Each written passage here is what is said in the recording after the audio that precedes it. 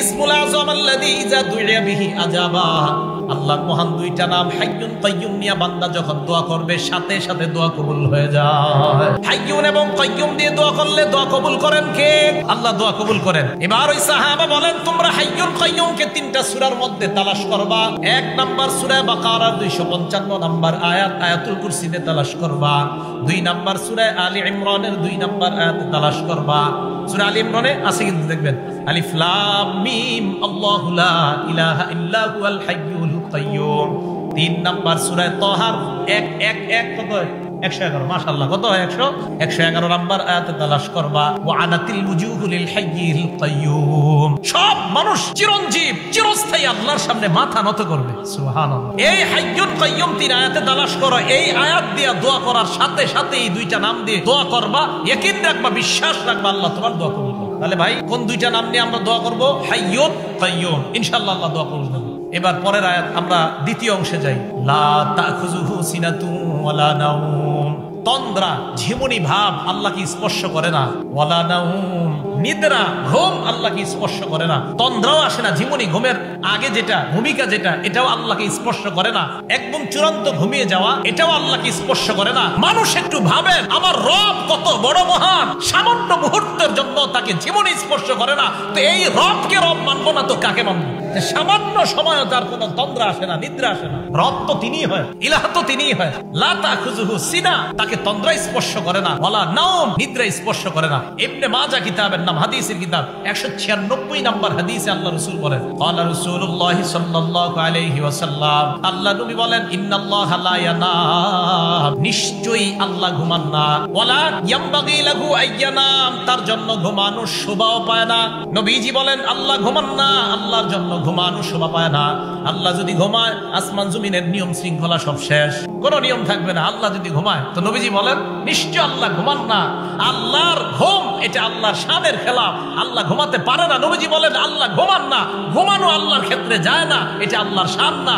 আল্লাহ সব সময় জাগ্রত, আল্লাহ চিরস্থায়ী। এই জন্য আসমান জমিন ওই অবস্থায় আছে যে অবস্থা আল্লাহ রাখতে চান। ভাই কথাগুলো সবার বুঝে আসছে? লাহু মা ফিস সামাওয়াতি ওয়া মা ফিল আরদ। আসমান জমিনের সব কার, সবাই বলেন সব কার।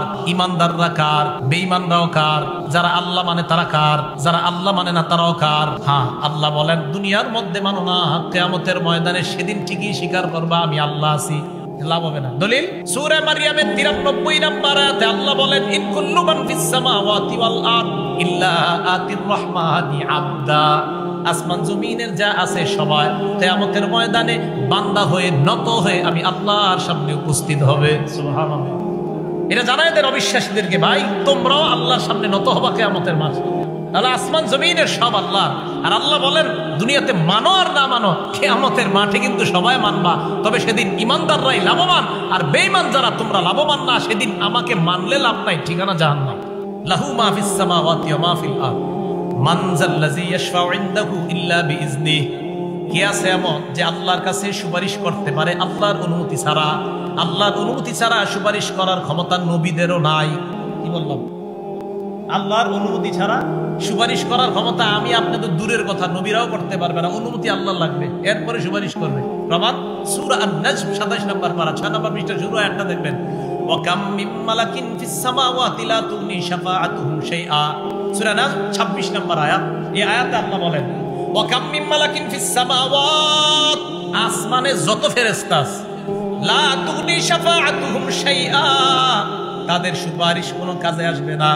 আসমানের ফেরেশতারা তোমার জন্য সুপারিশ করলে কাজে আসবে না।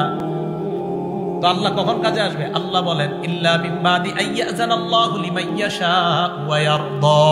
আল্লাহ যার জন্য চায়, যার প্রতি আল্লাহ সন্তুষ্ট, তার ব্যাপারে যদি আল্লাহ কোনো ফেরেশতা কোনো নবীকে বলে সুপারিশ করো, তখন ওই সুপারিশ কার্যকরী বলে গণ্য হবে।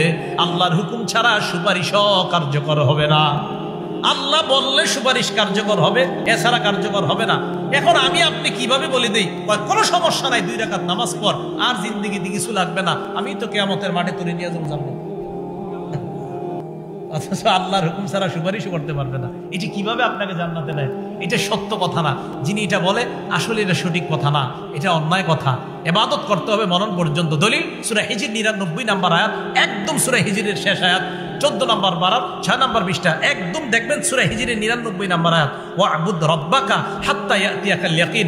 এই মরণ আসা পর্যন্ত তুমি তোমার রবের ইবাদত করো। বলেন এই আয়াত কি পীর মুরিদ আলাদা আলাদা না পীর মুরিদ উভয়ের জন্য?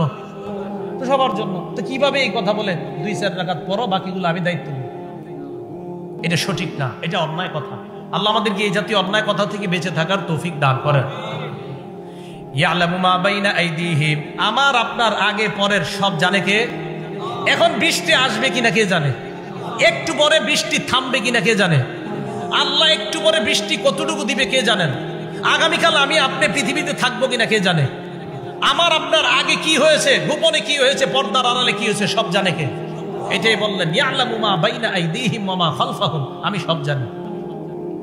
এই জাতীয় একটা দলিল নেই সূরা তালাকের 12 নম্বর আয়াতে আল্লাহ বলেন আল্লাহুল্লাযী খালাকা সাবআ সামাওয়াত, আপনারা বলবেন 7 আসমান বানাইছে কে? আল্লাহ বলেন আল্লাহুল্লাযী খালাকা সাবআ সামাওয়াত, আল্লাহ তিনি যিনি 7 আসমান বানাইছেন। ওয়া মিনাল আরদি মিসলাহুন্না, 7 জমিন বানাইছেন। ইয়াতানাজ্জালুল আমরু বাইনাহুন্না, হুকুম তাদের মাঝে নাজিল হয়।